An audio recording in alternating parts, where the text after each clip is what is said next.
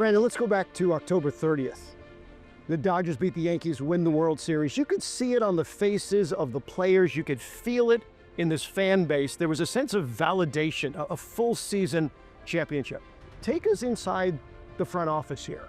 What did it mean to you? What did it mean to Andrew? What did it mean to Stan that you guys accomplished exactly what you set out to do? Yeah, I mean, I think that's, a culmination of so much work, and then having the 20 World Series, not getting to celebrate it with our fan base with a parade and really get to do that whole thing. So, having won it there, starting to dream about what the parade's gonna look like, how much it means to the city and the best fans in all of baseball. So there was, a lot of excitement, a lot of hard work that ended up with that. We get to enjoy that with our families.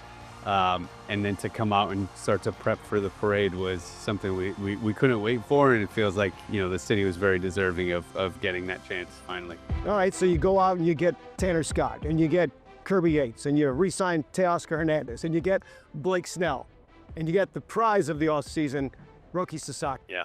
And the rest of Major League Baseball is furious. So the question everyone's asking, are the Dodgers ruining baseball? Everything that we are tasked with is focused on putting the best team out there that we can. Like I said, I think this is all about giving back to our fans, and my assumption, based on some of the feedback we've gotten here, is that they're quite happy, and that's what we're charged with doing. So that's our goal of going out, putting out the best team possible. And look, I think how things play out, you got to go play the games. There is no guarantee with anything of what you do in the off season, but we're very happy with the talent we've put on the club so far, but a bunch of really good people, and the guys that are coming back, we know that complacency will not be a thing. They're even hungrier to go out and win again, and then adding some new blood into that to make that combination of talent, but also a really good clubhouse culture to go out and win in 25 is the goal again. Well, I did my homework, and I came up with all of the revenues and payrolls for every Major League Baseball team in 2024. And the Dodgers spent 45% of the revenue on player salaries. That's nowhere near the top of baseball, and it's nowhere near the bottom. The Mets, 78% of their revenue went to payroll. And the Oakland A's, 25% went to payroll. Wouldn't it be fair to say that maybe it's the Oakland A's or the Pittsburgh Pirates or the Miami Marlins that are ruining baseball by not trying hard enough? Yeah, like I said, I don't really know. We're not, focused on what the other teams are doing. It's all about what can we do to put ourselves in the best position right now to win as many games as possible.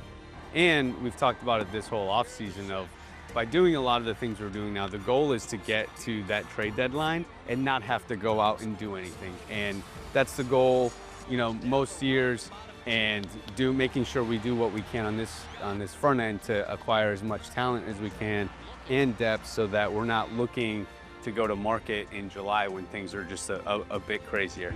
You've made really a meteoric rise through the executive offices here at Dodger Stadium. Congratulations on that. It wasn't long ago you were pitching for the Tampa Bay Rays.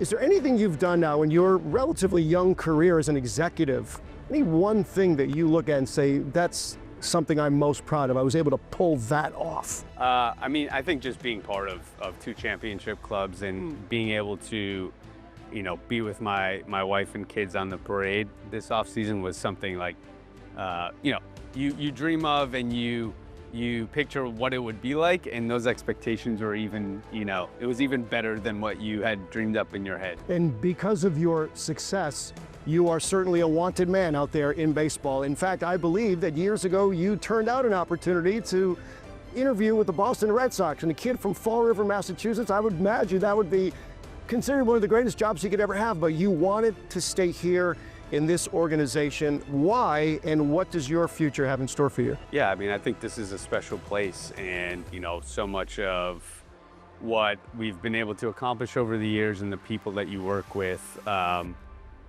it is a huge amount of satisfaction that I derive from coming to work every day, and I think the people around us feel the same way, where it's an honor to get to come to Dodger Stadium and know that, there's ownership support. You have a great relationship with the people you work with.